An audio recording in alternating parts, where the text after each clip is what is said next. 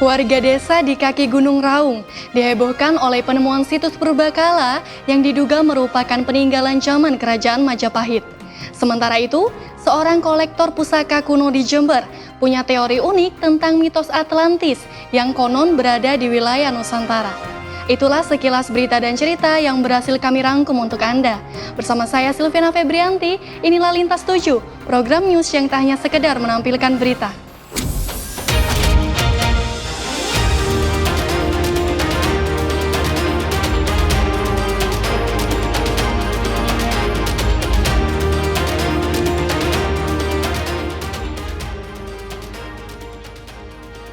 Warga sebuah desa di kaki Gunung Raung, Jember, dihebohkan dengan penemuan situs purbakala yang diduga peninggalan zaman Kerajaan Majapahit. Situs berupa susunan batu bata yang berbentuk sebuah bangunan ditemukan terkubur 1,5 meter di bawah areal persawahan. Areal persawahan di Desa Ledokombo, Kecamatan Ledokombo, Jember, sudah beberapa hari ini terus didatangi warga, menyusul ditemukannya sebuah bangunan diduga situs purbakala. Situs ini terdiri dari susunan batu bata yang membentuk sebuah bangunan yang ditemukan terkubur sedalam 1,5 meter di bawah permukaan tanah. Tak hanya di satu titik, penggalian tanah di sekitar lokasi juga mendapat temuan yang sama, sehingga dimungkinkan jika situs terpendam tersebut berukuran cukup luas. Tim Badan Pelestarian Cagar Budaya atau BPCB Trowulan Mojokerto bahkan sempat melakukan penelitian di lokasi. Hasil penelitian awal jika situs tersebut merupakan bangunan semacam benteng. Diduga bangunan tersebut dibangun saat zaman Kerajaan Majapahit atau Blambangan, yang selama ini tertimbun tanah akibat erupsi Gunung Raung ratusan tahun silam. Kemarin juga sempat dari tim Cagar Budaya membahas itu. Menurut mereka ini adalah situs peninggalan sejarah entah Hayam Wuruk, entah Blambangan. Mereka belum memastikan, ya mungkin karena memang butuh waktu untuk itu. Makanya kita dari pemerintah desa pun tidak diperbolehkan untuk melakukan penggalian selanjutnya. Kita masih butuh petunjuk dari Cagar Budaya demi keamanan dan demi nilai situs ini tidak berubah. Kalau dari fisik ini sementara yang terlihat susunan apa Pak? Kalau menurut tim dari Cagar Budaya ini adalah susunan gapura atau semacam benteng, karena dilihat dari luasnya bangunan serta tekstur penataan batu batanya yang begitu tebal dan lebar. Pak, ada kemungkinan ini situs purbakala terus kemudian terkena erupsi, kira-kira masuk akal nggak Pak? Kalau menurut profil desa di tahun 1300 sekian itu memang terjadi letusan Gunung Raung, bahkan sampai mencapai 3 kali. Jadi bisa jadi karena erupsi juga. Miss Yono, pemilik sawah, mengaku sudah puluhan tahun memanfaatkan lokasi itu untuk bercocok tanam. Namun, ia sama sekali tak menyangka jika di bawahnya terdapat jejak peninggalan kerajaan. Sebelumnya dimanfaatkan Sawah ya? ya sawah. Sudah berapa tahun Pak? Nggak tahu ya berapa tahun, mulai buyut-buyut saya itu di atas. Lama itu. Kita namanya apa? Padi memang? Iya, padi, tembakau, cabai gitu. Sembarang dah dikelola di sini dah. Bapak sendiri nyangka nggak ketika di bawah areal persawahan Bapak ada situs purbakalanya? Nggak nyangka ada di bawahnya itu. Hingga kini lokasi penemuan tersebut dijaga petugas gabungan Polsek dan Koramil serta pemuda sekitar guna menjaga keaslian situs dan kepentingan penelitian. Tim Liputan Riang TV melaporkan. Setelah tertahan lebih dari 1 minggu di Malaysia, akibat kekurangan biaya pelunasan rumah sakit, jenazah seorang tenaga kerja Indonesia asal Jember akhirnya tiba di rumah duka. Sayangnya proses pemakaman tidak dilakukan dengan standar protokol COVID-19, meski almarhum meninggal di negara zona merah. Satu lagi tenaga kerja Indonesia meninggal dunia saat merantau ke Malaysia. Kali ini menimpa Imam Hanafi, warga Desa Ajung, Kecamatan Ajung, Jember, yang jenazahnya baru tiba di rumah duka Rabu siang. Proses pemulangan jenazah TKI ini sendiri tidak mudah. Karena tak mampu melunasi biaya pengobatan, jenazah Imam tertahan lebih dari seminggu di sebuah rumah sakit di Selangor, Malaysia. Keluarga tidak bisa memenuhi kekurangan biaya rumah sakit, yang jumlahnya mencapai hampir 14 juta rupiah. Jenazah Imam akhirnya berhasil dipulangkan ke rumah duka setelah pihak desa sepakat mengeluarkan dana darurat dari program anggaran dana desa. Saya sendiri yang bayar itu Pak, dana desa. Jadi dianggarkan anggaran darurat, anggaran yang tak terduga itu bisa dianggarkan desa. Berapa besarannya? Saya bayar 13.900.000 Itu biaya di rumah sakit. Ya, untuk pembiayaan transportasinya, kendaraannya memang itu gratis. Pemerintah. Kenapa Pak menggunakan anggaran desa Pak? Apakah tidak ada anggaran yang disiapkan oleh pemerintah? Pengennya lebih cepat, karena di sini sudah menunggu keluarganya. Sudah berapa lama di Malaysia Pak? Sudah 1 minggu lebih. Jenazahnya itu? Ya, jadi meninggal. Sebelum meninggal dunia, Imam Hanafi dilaporkan sempat menjalani perawatan medis selama 10 hari di rumah sakit dengan gejala awal sesak nafas. Sayangnya, meski meninggal di negara zona merah, prosesi pemakaman tidak dilakukan dengan standar protokol COVID-19.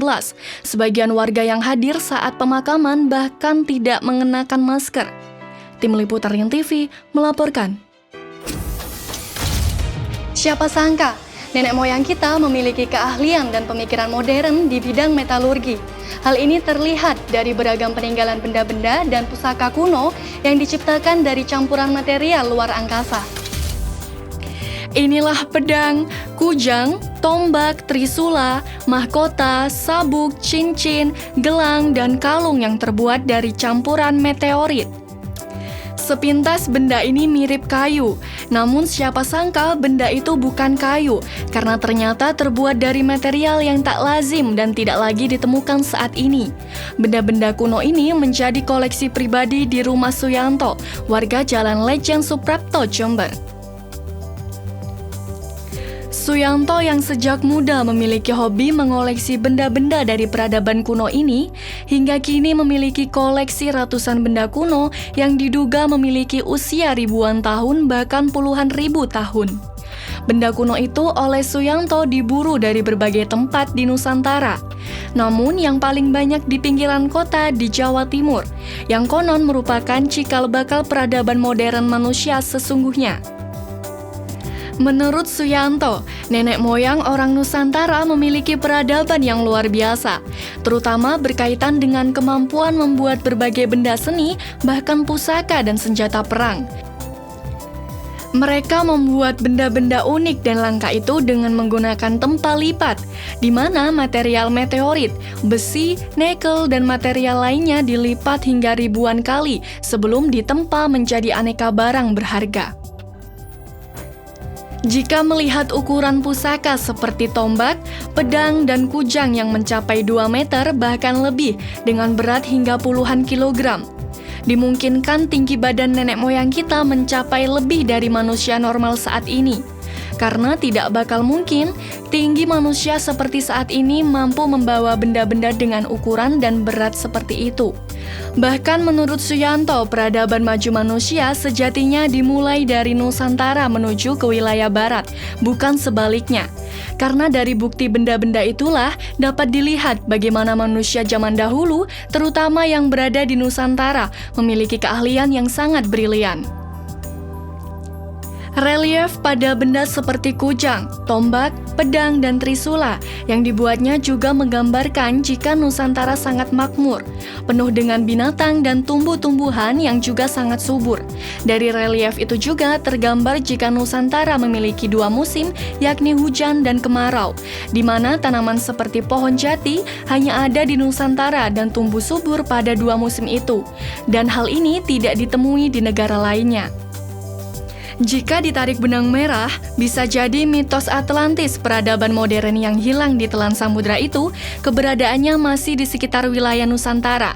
Namun menurut Suyanto, untuk membuktikan kebenaran itu, benda-benda ini perlu diuji terutama oleh Dinas Pendidikan dan Kebudayaan, bahkan kepurbakalaan. Sehingga cerita tersebut bukan lagi berupa dongeng, namun merupakan kenyataan yang harus ditularkan kelak pada anak cucu kita. Ini benda-benda artefak peninggalan leluhur kita, diperkirakan usianya ribuan, bahkan mungkin lebih dari 10.000 tahun lalu. Tujuan daripada mengkoleksi ini sebenarnya adalah dari hasil koleksi yang saya peroleh, saya memperoleh kesimpulan bahwa Nusantara kita ini sebenarnya dulunya pernah mengalami sebuah peradaban yang sudah sangat maju sekali. Dan untuk itu bisa kita lihat dari temuan-temuan. Yang pertama adalah kujang. Kita tahu kujang itu selama ini memang menjadi sebuah pusaka yang menjadi simbol dari Jawa Barat. Jadi kalau misalnya ada yang mengklaim bahwa kujang dari luar negeri, tidak mungkin, karena itu hanya ada di Nusantara. Nah, dengan demikian kita sudah saatnya untuk juga berpikir ulang bahwa peradaban nenek moyang kita dulu itu sudah mengenal yang namanya ilmu metalurgi, bagaimana membuat senjata yang perpaduannya di dalamnya juga ada unsur meteorit, unsur besi, nikel dan lain sebagainya. Dan mereka juga membuat senjata-senjata yang juga besar-besar ini itu dengan sistem sama seperti saat membuat keris, yaitu yang namanya kita kenal dengan sistem tempa lipat. Bahkan lipatannya itu sendiri pun terdiri dari ribuan lipatan. Nah, inilah yang pasti membutuhkan untuk sebuah proses pembuatan pusaka itu dibutuhkan waktu yang lama sekali. Nah, dari sini sebenarnya kenapa akhirnya pernah saya juga membawa ke daerah Madura besarnya keris dunia.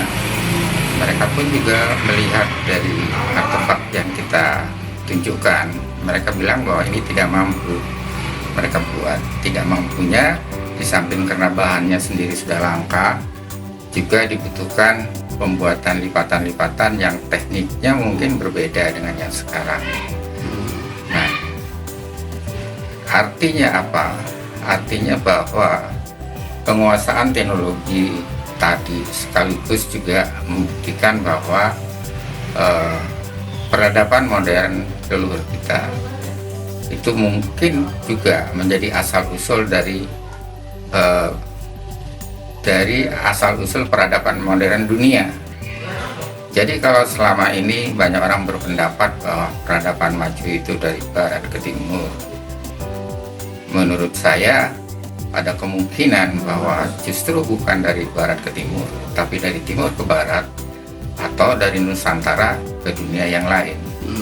Dan ini juga memerlukan pembuktian ilmiah juga, dalam hal ini juga lewat uji karbon, sehingga bisa diketahui berapa sih usia daripada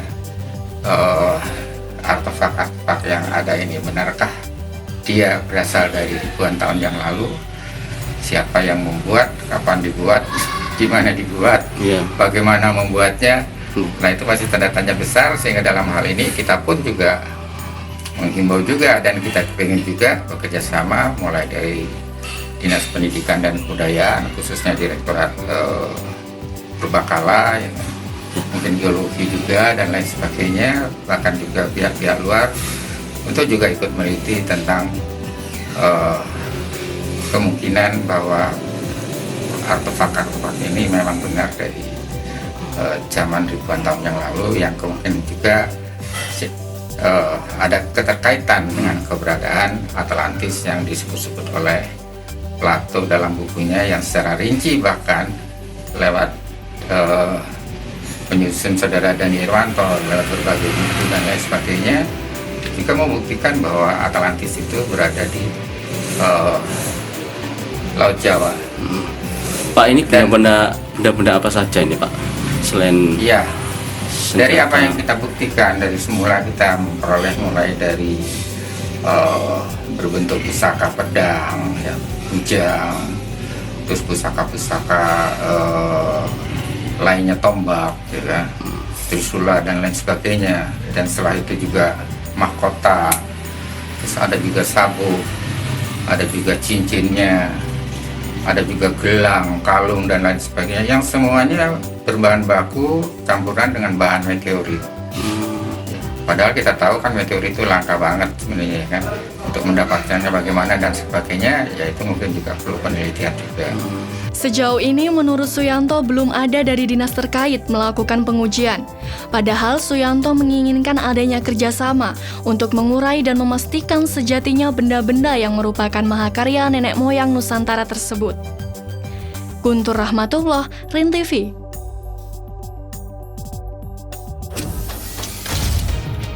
Siapa yang tidak tahu bambu? Tanaman dengan rongga dan ruas di batangnya ini tumbuh subur di alam Indonesia. Tumbuhan berbentuk batang ini dapat diolah jadi berbagai macam bentuk barang dan tentunya bernilai ekonomis. Di tangan para kreatif, bambu tidak hanya sekedar menjadi tanaman rambat yang tumbuh di pinggir sungai, namun justru menjadi mahakarya bernilai yang bisa mensejahterakan para pelakunya. Seperti yang dikerjakan oleh Fauzi Subandi, pemuda asal desa Candijati, Kecamatan Arjasa ini, dengan kemampuannya berkreasi, menyulap bambu menjadi berbagai macam barang, mulai dari furniture, perabotan rumah tangga, aksesoris, bahkan untuk keperluan eksterior bangunan besar, seperti rumah hunian, restoran, dan hotel. Bersama dengan timnya, Fauzi menggarap puluhan bahkan ratusan karya bambu pesanan konsumen di bengkel workshopnya yang diberi nama Sanggar Bambu Indah.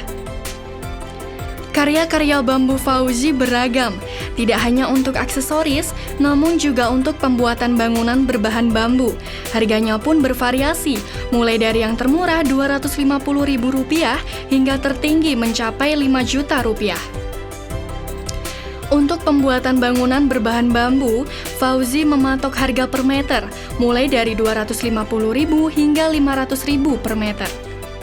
Awal mula sih anggapannya dusnya aja, karena pada dasarnya dulu awalnya coba-coba.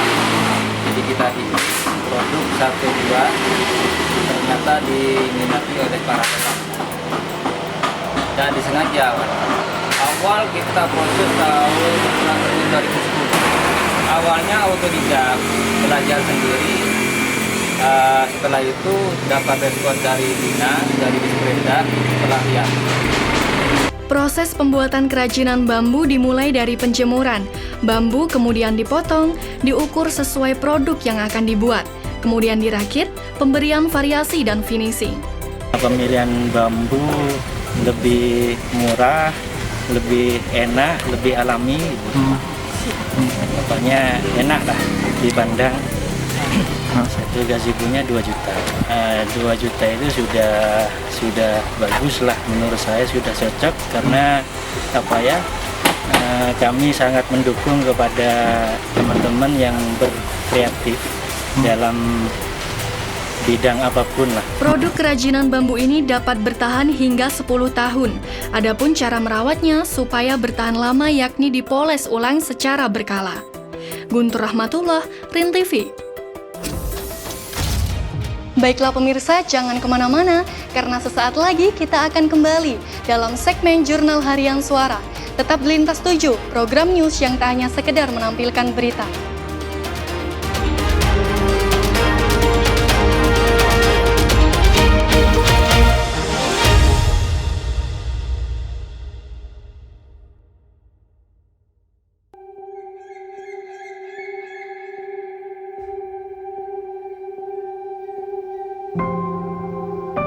Saya selalu percaya langkah kaki akan meninggalkan jejak-jejak.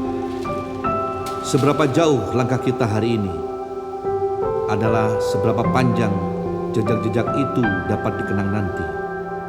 Lalu kemudian biarkan sejarah mencatatnya sebagai hadiah bagi masa depan. Dan perjalanan menuju masa depan adalah milik mereka yang sedang tersenyum kepada sebaik-baiknya harapan dan setinggi-tingginya cita-cita.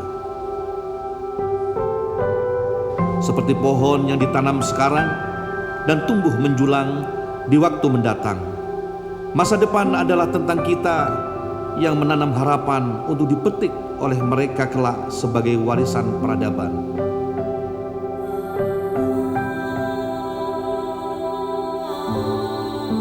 Jangan abai, lihat sekitar, dan mulailah sadar.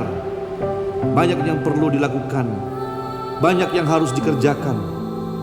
Masa depan tidak bisa ditata nanti, tapi sekarang.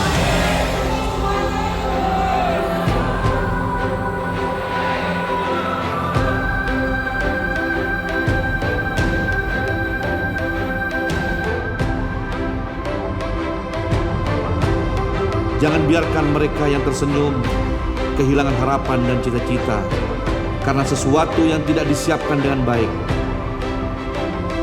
Kita punya tanggung jawab dan peran yang sama terhadap masa depan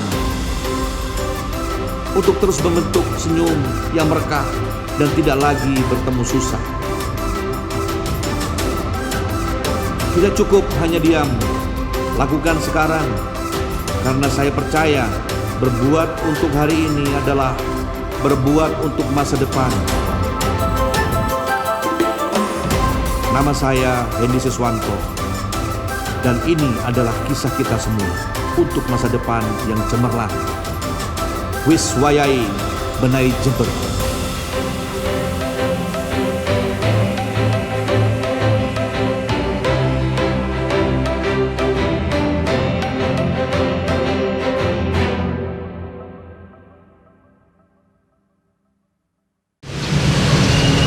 Hotel Seven Dream Syariah.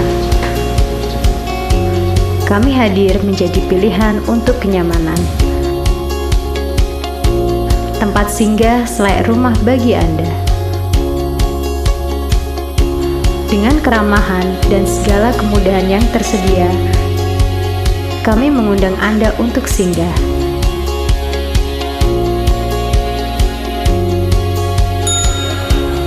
Nikmati pengalaman menjadi tamu sekaligus tuan rumah yang menyenangkan. Karena liburan ke Jember adalah soal berbagi tawa dan bahagia.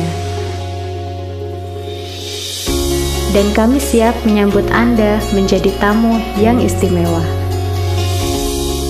Kami tunggu Anda menjadi tamu istimewa di Hotel Seven Dream Syariah.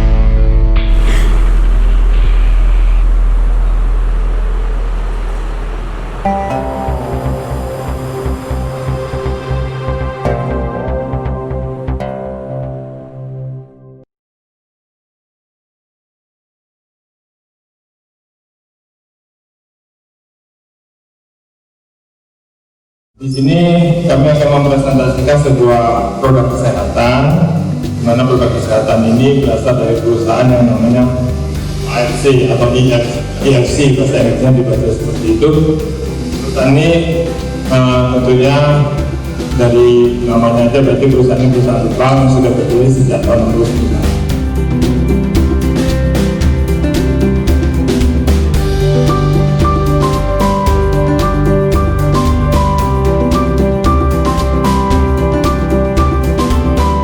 Minum SOP ini kulit saya merasa segar, satu, dan kedua saya puasa setiap hari, kerja tidak pernah berhenti pagi sampai kemudian mau maghrib saya baru berhenti, terus tidak tidur siang.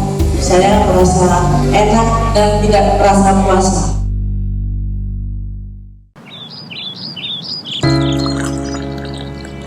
Jember belumlah selesai.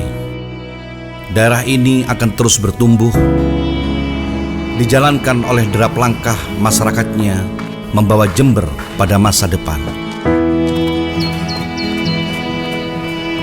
Pertumbuhan ekonomi kita jalan di tempat. Kemiskinan terus meningkat. Pengangguran membuat daerah ini sekarat. Ada apa dengan Jember? Apa yang harus kita perbuat?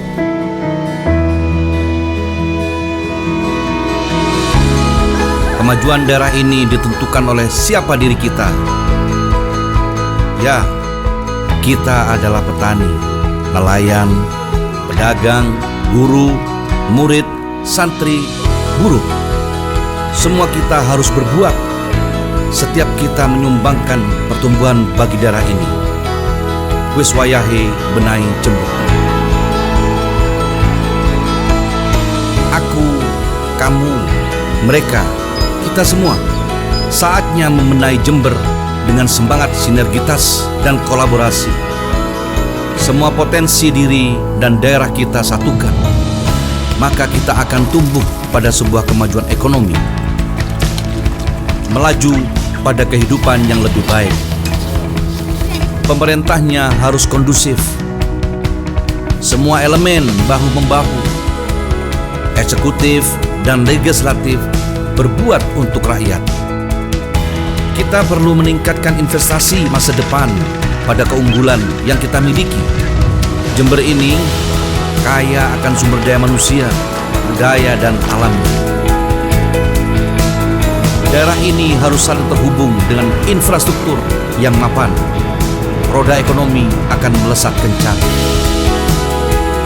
Tak boleh lagi ada yang kesulitan, tak bisa sekolah, tak bisa berobat, apalagi tak bisa makan. Tak boleh lagi ada yang menyuruh bersabar. Kita raih semua itu secepat-cepatnya. Kita mulai hari ini. Saya, Hendy Siswanto, bakal calon Bupati Jember, berdiri bersama Anda semua menuju Jember yang cemerlang. Wis wayahe benahi Jember.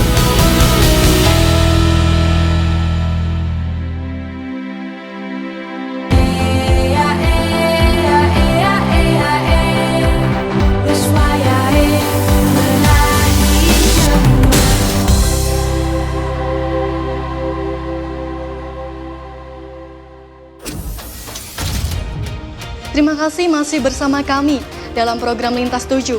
Pemirsa, inilah segmen Jurnal Harian Suara.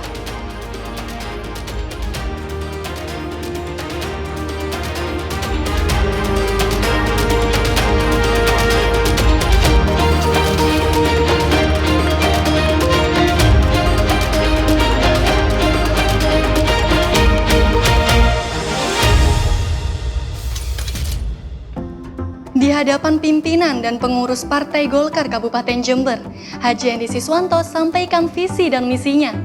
Tidak hanya disambut antusias para kader partai, pidato Haji Hendy Siswanto juga dinilai yang paling relevan untuk Jember saat ini. Haji Hendy Siswanto hadir memenuhi undangan DPD Partai Golkar Kabupaten Jember yang digelar pada hari Jumat 10 Juli 2020 kemarin. Acara yang bertajuk Silaturahim dan rapat pleno konsolidasi organisasi DPD Partai Golkar Kabupaten Jember tersebut dihadiri seluruh kader partai dan anggota sayap organisasi. Kedatangan Haji Hendy Siswanto disambut oleh Ketua DPD Partai Golkar Kabupaten Jember, Arif Sugito, dan Sekjen DPD Partai Golkar Jember, Yantit Budi Hartono. Dalam sambutannya, Arif Sugito mengungkapkan bahwa saat ini Jember membutuhkan sosok pemimpin baru yang bisa bekerja dan mengerti apa yang menjadi tugasnya. Dan yang terpenting adalah memiliki kemampuan berkomunikasi yang baik dengan pihak lain. Pada kesempatan yang sama, Yantit Budi Hartono menyebut Haji Hendy Siswanto adalah sosok yang tepat untuk memimpin Jember saat ini. Ia juga menyampaikan bahwa popularitas dan elektabilitas Haji Hendy Siswanto sangat bagus di lapangan. Terlebih semangat visi dan misi membenahi Jember, bagi Yantit dan seluruh kader Partai Golkar Jember adalah semangat yang logis dan paling relevan untuk menggambarkan Jember saat ini. Karena itu, Yantit optimis semangat ini sama dengan semangat Partai Golkar Jember yang menginginkan adanya perubahan signifikan untuk Jember lebih maju dan lebih baik lagi. Sementara itu, pada kesempatannya menyampaikan visi dan misi, Haji Hendy Siswanto mengilustrasikan bahwa kedatangannya ke Partai Golkar semata-mata untuk ibadah, berjuang membenahi Jember dengan semangat yang sama dengan Partai Golkar adalah ibadah yang wajib dilakukan agar Jember makmur dan sejahtera. Mulai dari persoalan di sektor pertanian, kemiskinan sampai karut-marutnya komunikasi antara legislatif dan eksekutif di Kabupaten Jember adalah bentuk dari ketidakmampuan pemimpin dalam mengkolaborasikan visi dan misinya. Haji Hendy Siswanto meyakini tidak ada visi dan misi yang tidak bagus, semuanya pasti bersifat positif. Hanya saja implementasinya membutuhkan sosok yang tegas dan tidak boleh bersikap seperti oligarki. Jember dibangun dari, untuk, dan oleh masyarakatnya. Karena itu, sinergi dan kolaborasi menjadi kata kunci utama dalam perjuangan Haji Hendy Siswanto dalam membenahi Jember ke depan. Tim Liputan RIN TV melaporkan.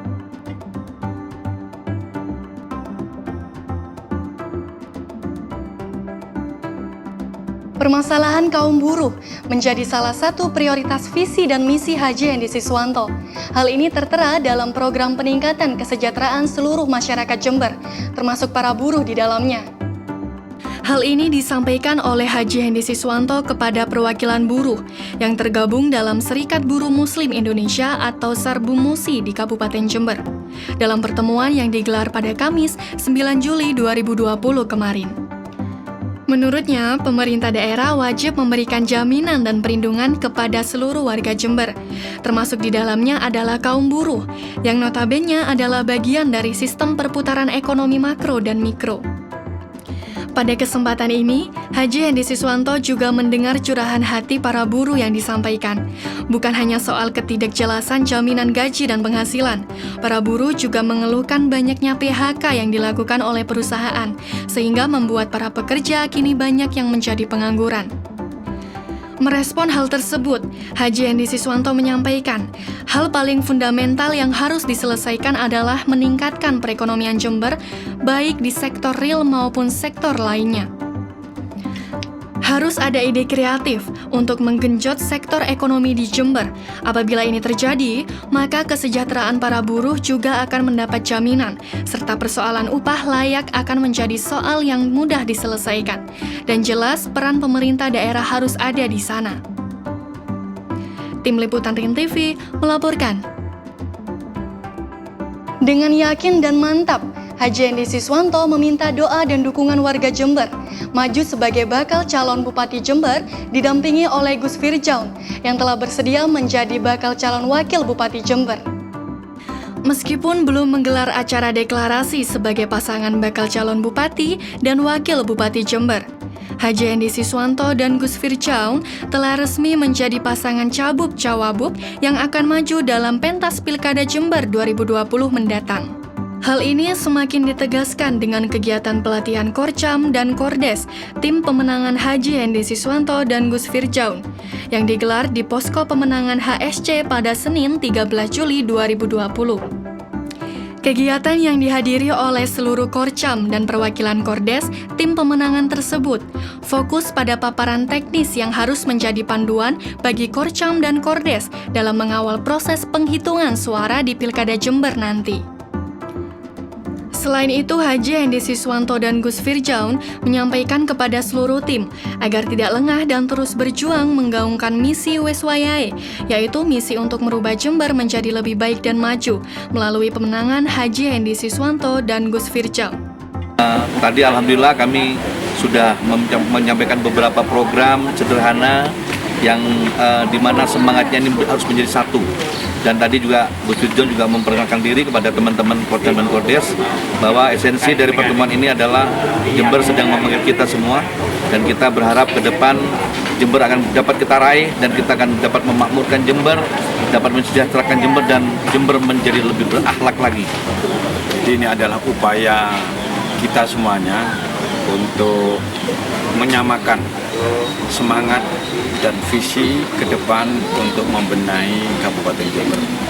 Sehingga hari ini kita bersama-sama untuk menyusun sebuah ikatan dengan berbagai pihak, karena apapun upaya besar, rencana besar yang akan kita harapkan nanti kita raih, tidak akan ada artinya tanpa kebersamaan. Karena itu hari ini kita menyamakan persepsi, menyusun sebuah kebersamaan, tidak hanya sebatas selama proses pilkada ini saja, tetapi kebersamaan sampai berkelanjutan, sehingga berkesinambungan dengan harapan mudah-mudahan apa menjadi harapan dan keinginan semuanya pihak ini bisa tercapai dengan baik, saya kira.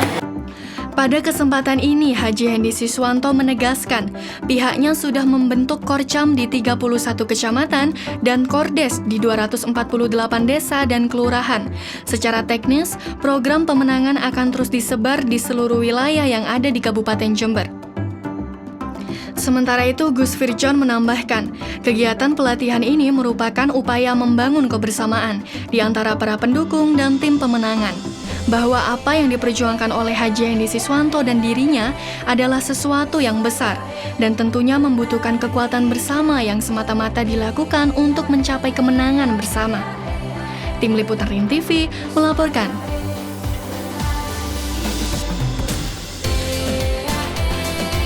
Ragam berita dan cerita dalam program kali ini sudah kami sampaikan. Semoga semua informasi yang kami tayangkan dapat bermanfaat dan menginspirasi. Sampai bertemu dalam episode Lintas 7 berikutnya. Saya Silviana Febrianti mewakili segenap kru yang bertugas pamit undur diri. Sampai jumpa dan tetap semangat.